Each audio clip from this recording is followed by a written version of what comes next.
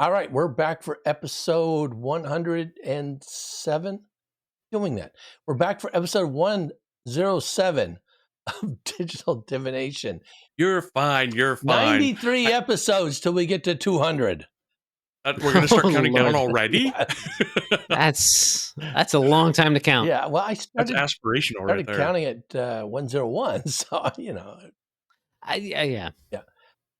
We'll get there. How are you gentlemen doing today? Not bad. I'm doing very well. I have missed a couple days, a couple of games that I've done just because I've had a real busy week at work.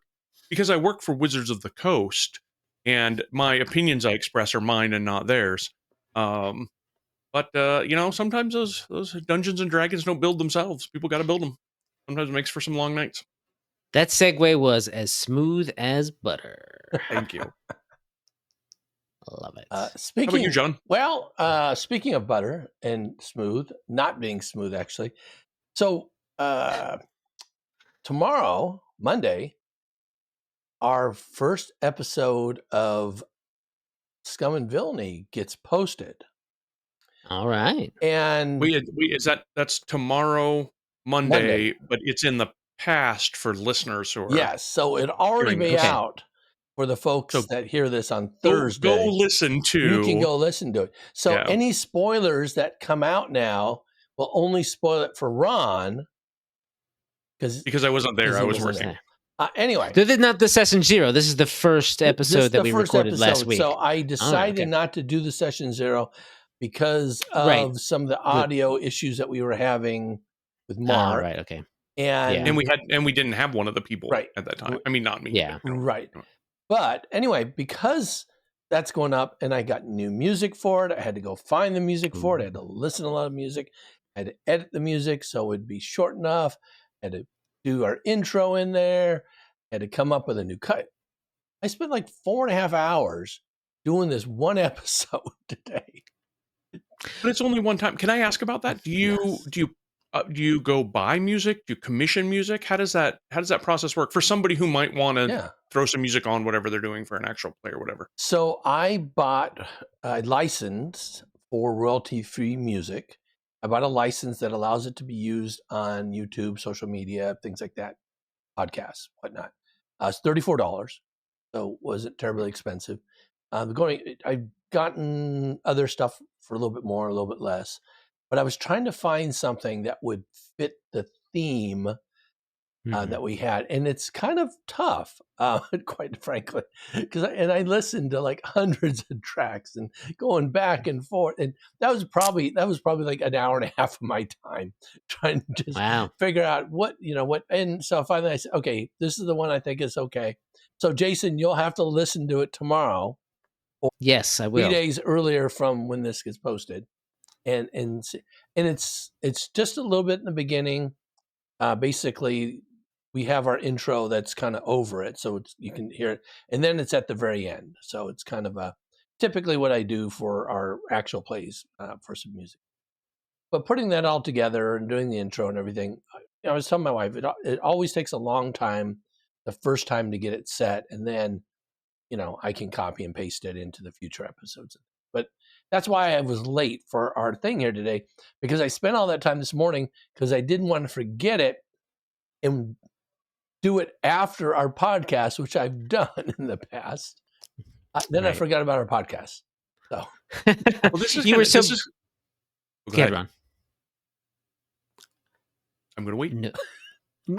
I was just going to say, okay, let me just say, I was just going to say like that you spent so much time thinking about podcasts that you forgot we had a recording. You just sort of like, assumed you already had done something. Because Sundays, I do both. I edit to put up the one for Monday, and we record to do the one for Thursday, which I edit on Wednesdays. I'm just in time editing. Well, I was just going to say this is very John Godek, right? Because a lot of the things you do are all about spend a lot of time at the front end to make sure you spend a minimal amount of time throughout the whole process of something, right? You devote a lot of time to building up a class syllabus and what you're going to do, and then you can just teach that sort of thereafter with only minimal modifications. Sound at the beginning of the podcast, Yes. Stuff to do, interviews. That's like really good life advice, listeners. That you You get started early, but then I procrastinate. So this is where you're wrong, Ron. I do a lot up front, so then I can procrastinate a lot at the last second and not get caught off guard. And that's really what I do. Well, okay, I guess that's fair too. That's another way to look at it. So anyway, Jason, how about you? How are things going? Oh, I'm good. I'm good. I just finished watching the Fallout series this Yes. morning, so I'm very excited about that. I haven't watched that, and like a little bit thinking like, should I run a Fallout game now? I kind of want to run a Fallout game now. Yeah. Well, maybe that gets incorporated in if the players, want to do that sort of thing, right? I guess every game's a Fallout game if the GM wants it to be, I suppose. Yeah, I guess true. But that's a segue that I think that John was trying to prompt me to talk a little bit about. Well, if you listen to a little bit of Intrepid Scoundrels now, I assume our listeners have, and can see that there's a little bit more in this kind of a game. A little bit more sort of player-driven narrative stuff, right? You can say like, "Oh, I would love, I'm here and I'm going to use this skill to do this sort of thing." And I just kind of wanted to like, without getting into too many specifics about what happened in the episode, because Ron doesn't know, that we could sort of talk a little bit about like how you get comfortable with doing that as a player if you're not used to doing that already, if you're used to playing, and whether you can kind of take it a little bit into maybe Pathfinder, maybe D&D, maybe Starfinder, that kind of stuff. So like I don't have like an agenda or a syllabus or anything like that, like a John would have, but just wanted to sort of give this talk a little bit about it. Like if you get to a point where because a lot of games like this, you have like you generally have a good skill on something, right? Something you're good at, right? And it's the same with the D&D, same with Pathfinder, Starfighter, right? You have something you might be pretty good at, fighting or shooting, or like you've got the best life science skill, and you want to use it as much as possible because it's your best thing, and you put points into it. You spend, you put character, not wealth exactly, but character resources, points or whatever, resources. Thank you, that's the word. Put resources into it. But you can't use it for everything in a game like D&D or Pathfinder, Starfinder. But you can kind of, like in a Blades in the Dark style game, kind of try to finagle your way into situations where that becomes the way to do the thing you want to do. So let's say that you want to get information out of somebody or out of a place, and you're like, oh, we don't have information. Let's go get information. Sure, there are information gathering style skills, right? You got your diplomacy type stuff. But in stuff like Blades, and you've got like sway and consort, just for more of like chatting with people kind of skills. But maybe you don't have those kind of social skills, but maybe you're a really good mechanic on something. You have, engineering, or you've got the rig skill in Scum and Villainy. How do you go about using that? Well, you can, especially in Scum and Villainy, be like, well, what I can do is maybe I'll go find a garage and start chatting with people. I know a lot about mechanical stuff, so if I start chatting with other mechanics, maybe I can get a little bit of like gossip out of them. And that might be like, well, while you're doing that, you're trying to fix the same, you're trying to help them fix a thing, and that's how you get them on your side. And so you make the roll of that check. So I mean, it's just a matter of just trying to. I don't have like advice exactly because I don't know the formula for figuring out how to do that. But it just comes around thinking a little bit more broadly about what your skills mean. Does that make sense?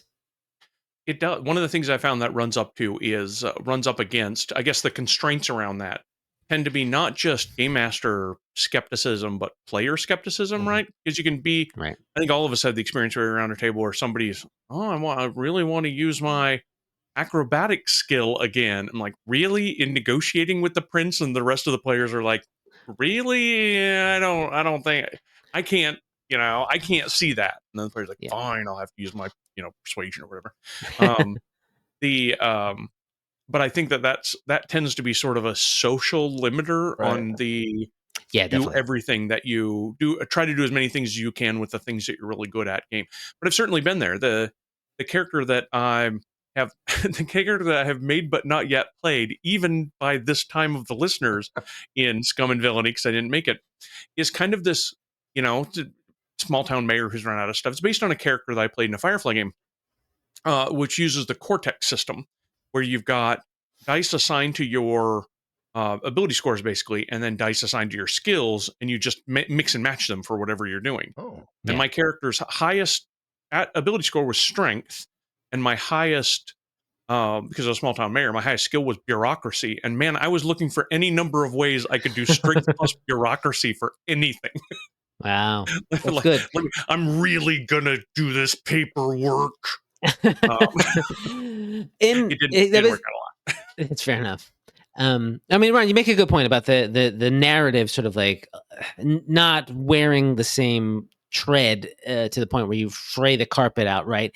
To like, oh, I'm doing this the same way again. The narrative always makes it gives us the framework. We know whether or not that's actually going to work. If you've got a kind of an open world type situation, right? You just can be like, what do you want to do? Maybe you can do do the thing where you talk to the mechanics and get the thing. But like if you're in the middle of a fight or something like that, you might not be able to necessarily say, oh, I'm going to use my rig skill here to mechanic my way into punching a guy, right? Like, no, maybe that one's borderline. And then, but if you're constantly doing it, it does become, rote and tired at the point where it doesn't feel like it's fun anymore, and even maybe to the player. And a game like Scum and Villainy has that sort of social contract. I'd like to use this, and the GM can be like, well, no, maybe this seems like more like a consort to me.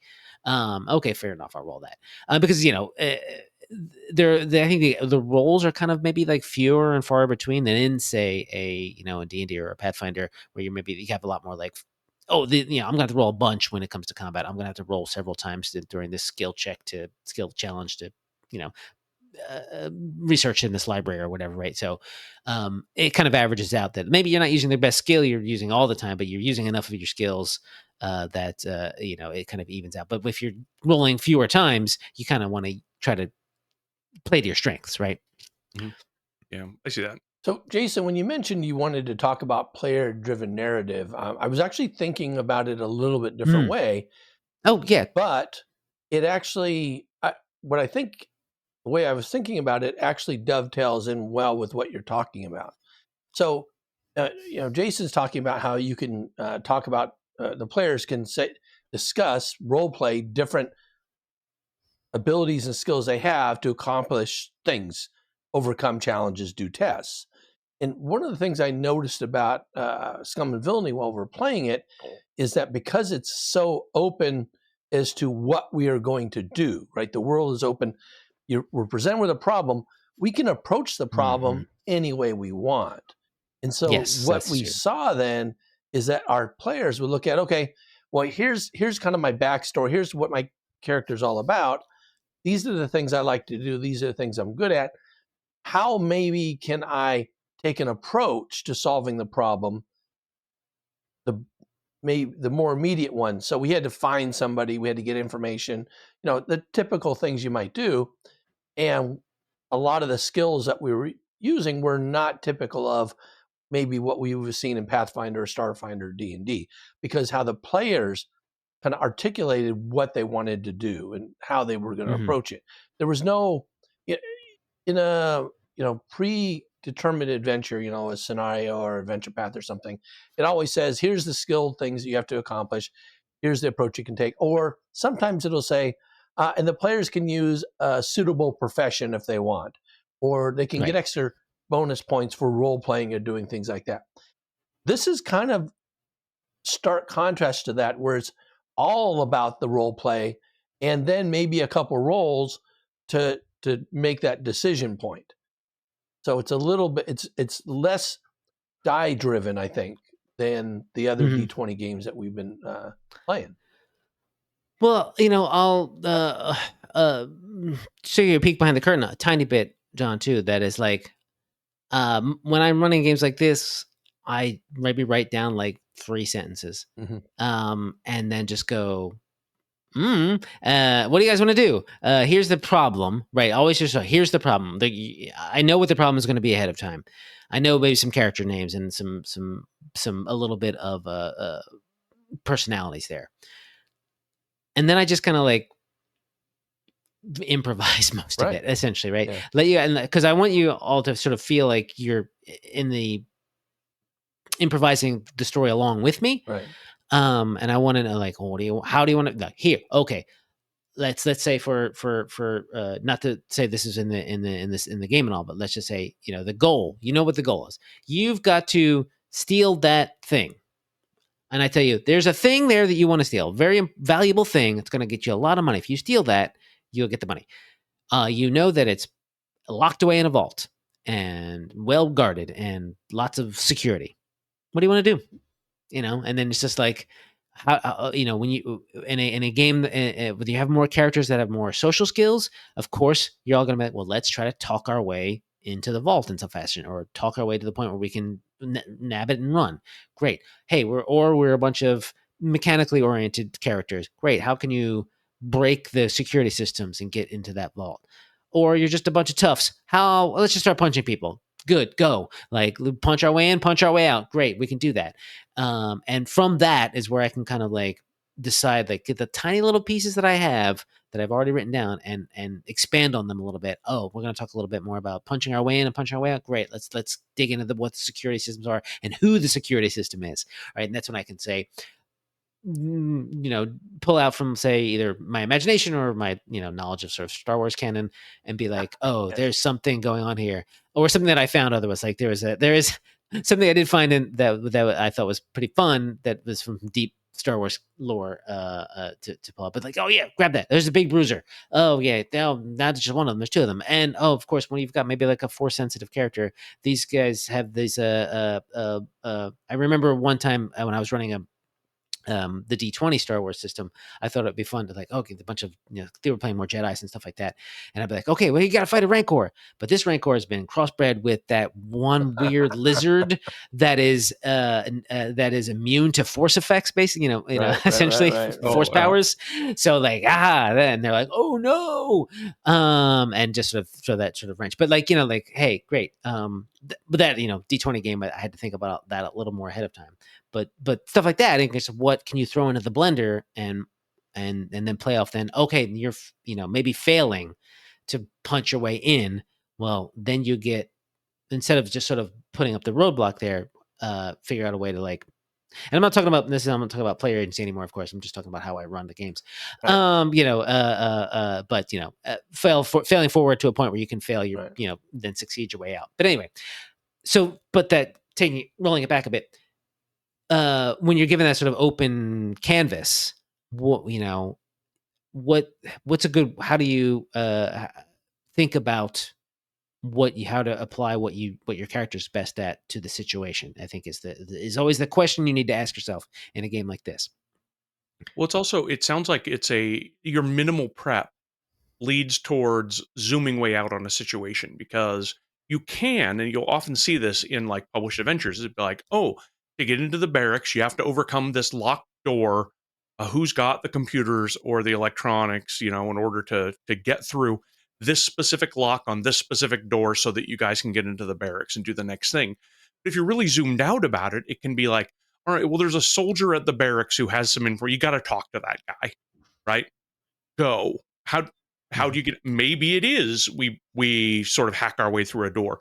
Maybe it's we sneak our way in as part of a delivery. Maybe we wait for the guy to leave. Maybe we try to find out where he's got family in town or whatever. I mean, if you've got minimal notes, it allows you to zoom way out, and that doesn't stick people to the, oh, it's a door. I need to figure out. I need to have one of two skills to get through a door. To be, oh, well, there's a lot of different ways we can approach this problem. What's the way my character it would be best at approaching it? Yeah. Yeah, it really strikes me as a lot like a homebrew, where you kind of have your story thought up and you have a rough outline, and then you're kind of moving with it depending on how the players go. And the interesting thing, so at NorwestCon a couple of weeks ago, I ran my bounty, Starfinder Bounty 1, the Cantina job, which I've run a whole bunch of times. And I've ran it for 3 people who weren't really familiar with Starfinder. And because I've run it so much, I basically didn't use the text at all. I just kind of freeform. I kind of know, here's the basic story. I give them the basic story. I know the names of the players in there. and just kind of similar to what Jason's doing with this common villainy, I just kind of let them drive it how they wanted to go. And what was really interesting is they took it in a different direction than all the groups that I've put it through that have been forced kind of down a more rote storyline. Oh, you can do this, use this skill, do this.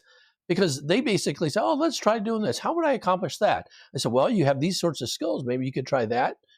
And so it was really kind of fun, because I know it so well, I could not have to feel like I'm running it, but more like feel like I'm letting them choose their own adventure going through just with this loose storyline. Well, and it's at that point that, I mean, the best of the player-driven narratives hardly have a true storyline at all. That is to say, it's got a setting, Right. it's got antagonists with goals, but it doesn't have a plot. And a lot of published adventures that you have will have a plot Right. in it that you're sort of expected to follow all the way through. But the player-driven narratives really kind of don't. And the that campaign I ran last summer, very short form campaign. I started that out with, okay, the players are in a town, very small mountain town, and I knew who the villains were and sort of what the villains kind of roughly wanted to do. But the way that the players got involved is each character knew somebody who died in this big explosion, right? And so from there it was, well, what was it? Where did the sudden and unexpected explosion even come from? Who was involved? Do we want to investigate? They start hearing things in different parts of the valley, weird things that are going on. Some of them they just never chose to investigate. That's fine. It just kind of didn't matter. That wasn't part of a plot that they investigate that. It was just part of the setting that they didn't choose to follow up on. They were instead off in another part of the valley following up on another different thing.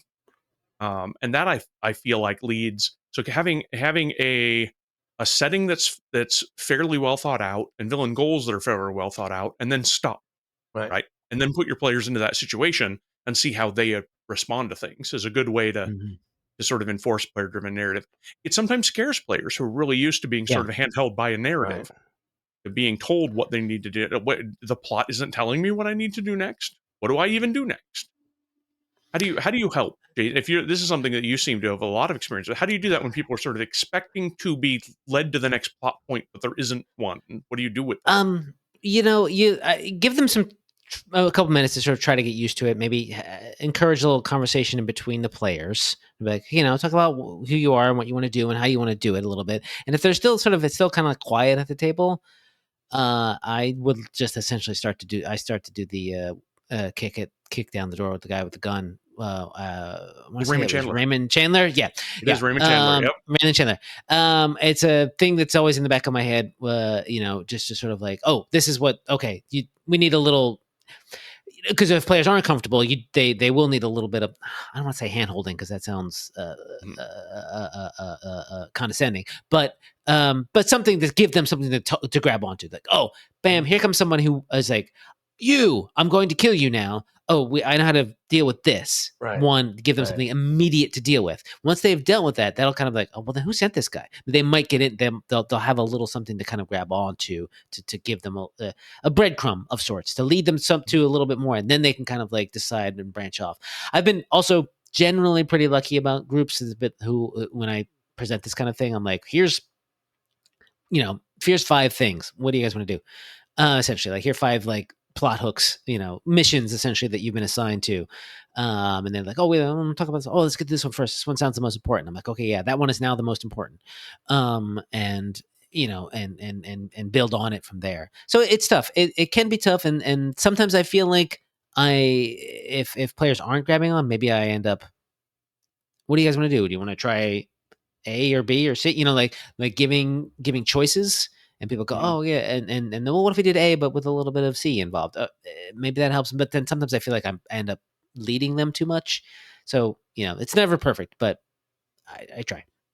Well, this is not going to help when you said you didn't want to sound condescending, but let me sound a little bit condescending here. This came up in one of the panels that I was at NorwestCon, which, as far as giving players more agency, but when they get paralyzed by the number of options available. When my kids were really young, right? When you go out to a restaurant, I'm not going to tell them everything that's on the menu. I'm going to look over the menu and go, well, do you want a cheeseburger or do you want chicken nuggets, right? I'm giving them some choice, but I'm not giving them they can't process the entire menu of choice sort of simultaneously. But then once a couple of times after, well, did you want a cheeseburger, chicken nuggets? They're like, well, actually, there's I see these other things on here. Can I have one of these? Yes, you can, right? Your world is broadening now and you have more choice. So some people take that. Yes, in a way that's sort of like how I would approach people who maybe don't play like games with a lot of like character options during character creation. I'd be like, okay, well, just kind of tell me what it is you kind of want to do, and I can give you some choices about like, oh, I want to be a guy, someone who punches real good. Oh, you can be a monk, or you can be a fighter who does the unarmed stuff. Like you can which one of these, and here's the advantage of this, and here's the advantage of that, disadvantage of both, right? Which way do you want to go with it that way? And that's in a way, hopefully you can sort of extrapolate that into a session when you're like, well, what do you want? How you want to do this? And then like put that, if it's not kicking the door with someone who's immediately trying to kill them, give them something in the same sort of way, show them there's a ticking clock in some way. Mm-hmm. I think a little, I try to also think a little bit about, when you're talking about actual play episodes, what comes at the, end of that hour when you're doing recording, but also try to, look at the session and think a little bit about like, oh, if this were a TV show, when would the commercial break come? And what do you do right before the commercial break? You kind of give a little hook. It makes people want to stay through the commercials, right? So you'd be like, oh, when you see this thing that's happening that is going to be, if you don't take care of it, if you don't deal with it in some way, it's going to be bad for the plot of the story in some fashion. So a while back, I'm going to tell you all about these games that I used to design in a week with a couple of friends of mine. We did like 2 or 3 of them, and one of them was a game that we ended up calling it Monkey Dome because it was we were thinking a little bit about the scene from we were talking a little bit about Mad Max earlier, right. Ron. That one scene from Beyond Thunderdome where there's this fight with the one guy in the Thunderdome, and then they take the helmet off and like, oh no, he's just he's like a child. So it was like, what? That was like a weird genre shift, a little tone shift in the whole movie. Because it was all gritty, punching before that. So we sort of like had this idea, and then for some reason we got stuck on the movie Monkey Bone, an old like the animated. It's sort of partially animated Brendan Fraser movie. Okay. Anyway, so that we took Thunderdome and Monkey Bone and we smashed together. But anyway, it was a post-apocalyptic game where you essentially don't roll to succeed at anything. You roll to see how the tone of what your action is, essentially, right? So it's like, I'm gonna fight this person. I'm gonna roll these 2 dice. Whichever comes up higher is the tone. It's like, is it going to be gritty or is it going to be silly, right? Okay, basically. But we'd always, when we wrote this, we talked a little bit about. By the way, this game is free if you can find it somewhere. Talked a little bit about presenting the thunder and the storm. I believe is how we called it. And the thunder was like basically like in the rumbling in the distance of like something that's going to happen if you don't. But the storm is the immediate threat, but then or the immediate situation. And the thunder is like, oh, well, you can okay, right now you're in this post-apocalyptic wasteland, and it's for right now you're in some building that's crumbling, and you need to save yourself. But you also see off in the distance this cloud of dust rising from a bunch of approaching vehicles.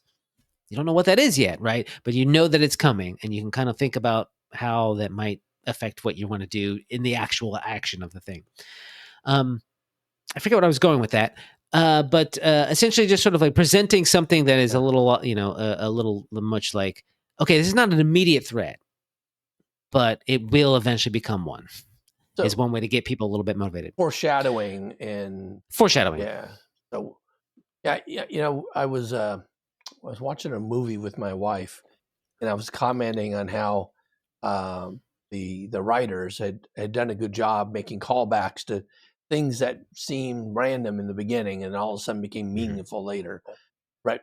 But the thing is, it wasn't a good foreshadow. It was just a random thing, right? So you're talking about foreshadowing something, and then maybe it's small, right? Maybe it's big, but later on it becomes very apparent how critical that was, how it ties in, and then the decisions that the team has made, once they got that information, kind of influence how that whole scene would kind of unfold then.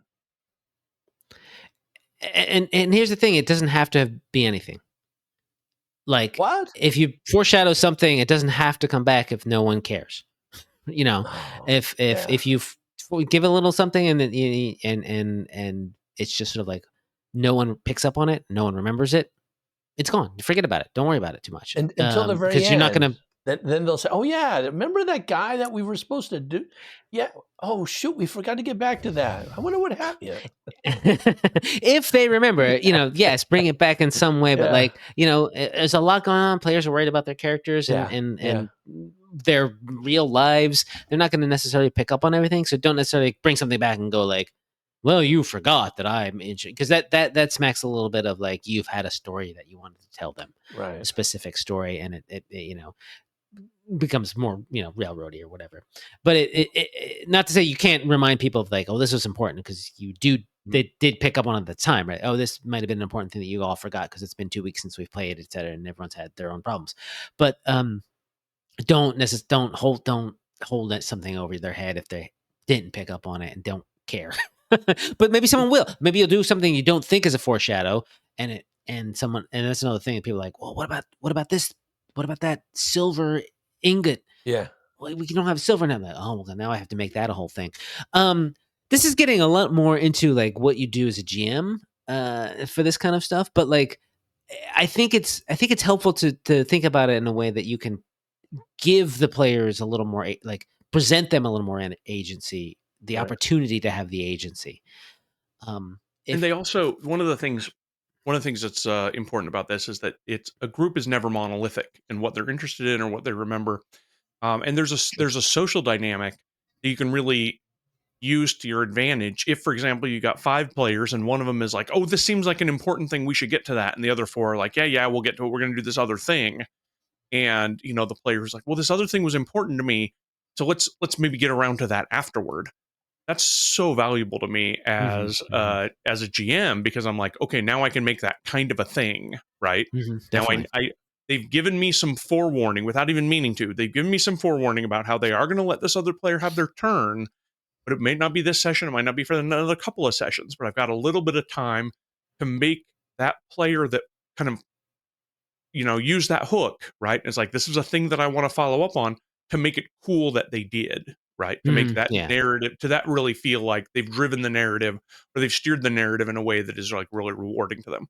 And rewarding to them could be like terrible, right? It could be that they had like, they all think, oh, if we'd have done what you wanted first, we would have averted some awful situation that's gotten way worse because we waited 3 or 4 sessions before we got to it. But even that makes them feel like their decisions really matter. So it's always important. You have like these, D&D, Pathfinder, Starfinder. You have these micro decisions that always make things important. Like, where am I on the battlefield to do this? Where, what skill do I use during the skill challenge to do this? But in other games, like the Blades type games, you have the more broader kind of like macro decisions about, because like I said, you might not be rolling as often, so you want to make every roll kind of count, and so that makes them more sort of makes these decisions a little broader, makes them sort of help you steer where the game goes. So, given this player-driven narrative type of game, I like it. I think it's kind of fun as a player, and I think it'd be a lot of fun as a GM to kind of orchestrate this thing. Now, as a game designer, which both of you are, doesn't that kind of shift up what you do? In fact, maybe put you out of business a little bit in terms of the adventure writing, and put you more into, into the rules and lore side of things, and if the player's going to be driving that narrative. I mean, maybe what is the thing that is most important to me about working in this industry? I like helping people tell fun stories with their friends. That is my highest goal. sometimes I meet that goal by making sure there are rules that are fun, and so it's very crunchy and mechanical. And sometimes it is I meet that goal by trying to craft interesting villains that are real memorable, that these people who are experiencing this story can really sort of relate to and really like. Um, and even though, I mean, when you're freelancing and you're paid by the word, sure, something that's going to drill down to the specifics of every room in the barracks and the DC to pick the lock on the door is going to be a whole lot more words that are paid at a per word rate than just the 3 sentences that Jason was just talking about getting going. I do think that as we've already started leaning in this very discussion, there's a lot to be said about GM advice too. There's different ways of having people Mhm. helping people tell the stories. You either get into some of the very specifics in order to lead them with a plot that has these specific points that occur, or maybe branching plots or something like that. But there's a kind of a lot to be said as well about how, look, if you have no plot and are going to be playing based on the decisions of your characters, the way that your players drive the narrative, I can write just as many words, giving you tools to do that. Mm-hmm. That's a good point. Yeah, and if you get into like the sort of nitty gritty of things, I feel like the books that don't have adventures in them, or the books that are they're not adventures, I should say, do tend to sell more books, mainly because they are for players and GMs, whereas adventures are almost exclusively for GMs. Mhm. So, in a sort of business side of things, I don't you cut away a little bit of the business, sure, if you say never making it, you write a whole new system that never has adventures in it, whatever. That's that's one way to work it, and just sort of give out, so these are more player options, or this is GM advice. These are sort of broad strokes of a setting with, always like to put little plot seeds in there, right? Like, this might happen. And, as a GM, when you're reading that, you get an idea for an entire campaign just by reading like 2 sentences. Or as a player, you might get an idea for a backstory reading those 2 sentences. Oh, I came from this thing that happened. Yeah, I think that's fine. I think, just sort of building on what Ron said, we can always write more of the stuff that the people want, right? If you're in a position to have a game that is maybe not as, and it comes down to like games that like Blades in the Dark and like Scum and Villainy have, they're not as the people making them aren't Wizards and Paizo, right? They're Evil Hat's pretty big, but that's just more like, they're more like a publisher. They don't have necessarily all these people on retainer to write these things, right? People sell them their manuscripts and then write them. And John Harper of Blades of the Dark, he's writing different games all the time, and that gets you your audience, right? That's a different audience of people than the people necessarily.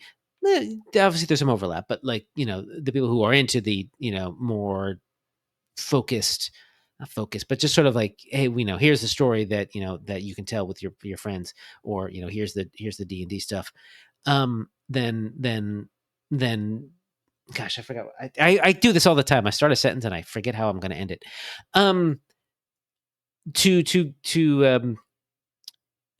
People will play this game, and in a way they're sort of like, yeah, they're built for longer campaigns, and you kind of, some of them are for shorter campaigns than for others, where a game with 20 levels in it is built to be like, you play it over the 20 levels. That takes a long time.